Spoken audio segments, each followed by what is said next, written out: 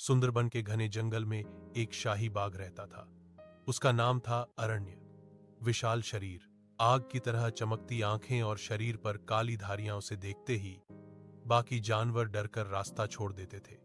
लेकिन अरण्य केवल ताकतवर ही नहीं बल्कि बहुत बुद्धिमान भी था। अरण्य ने बचपन में अपनी मां से सीखा था कि जंगल में जीने के लिए केवल ताकत नहीं, धैर्य और सही समय की समझ भी जरूरी है। उसकी मां कहती थी, बिना कारण किसी पर हमला मत करना, भूख मिटाने के लिए शिकार करो, अहंकार के लिए नहीं। अरण्य हमेशा अपनी मां की बात याद रखता था। एक साल बारिश बहुत तेज हुई।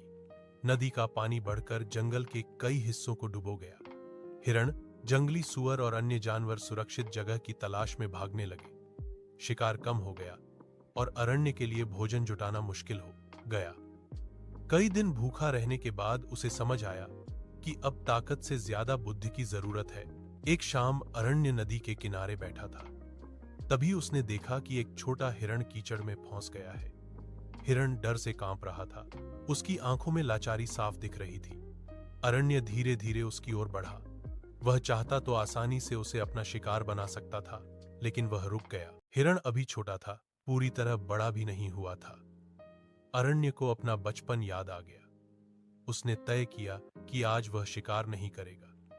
उसने अपने बड़े पंजों से कीचड़ हटाया और हिरण को बाहर निकलने का मौका दिया। हिरण आश्चर्य से उसकी ओर देखता हुआ तेजी से जंगल की ओर भाग गया। कुछ दिनों बाद बारिश कम हुई और जंगल फिर से सामान्य हो गया।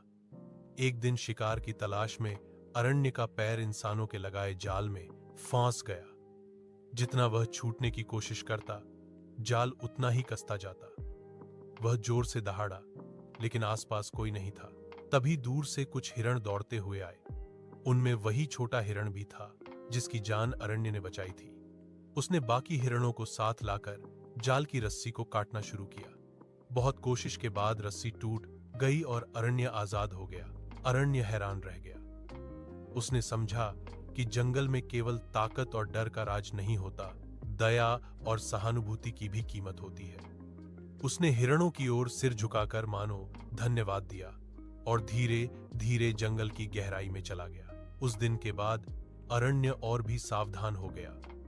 वह इंसानों की बस्ती के पास नहीं जाता था और बिना वजह किसी जानवर पर हमला नहीं करता था। जंगल के जानवर अब उसे केवल डर के प्रतीक के रूप में नहीं, बल्कि एक न्यायप्रिय राजा के रूप में देखने लगे। कहानी की सीख, ताकत बड़ी बात है, लेकिन दया उससे भी बड़ी। जो दूसरों की मदद करता है, एक दिन उसे भी मदद मिलती है। सच्ची ताकत दिल की अच्छाई से आती है।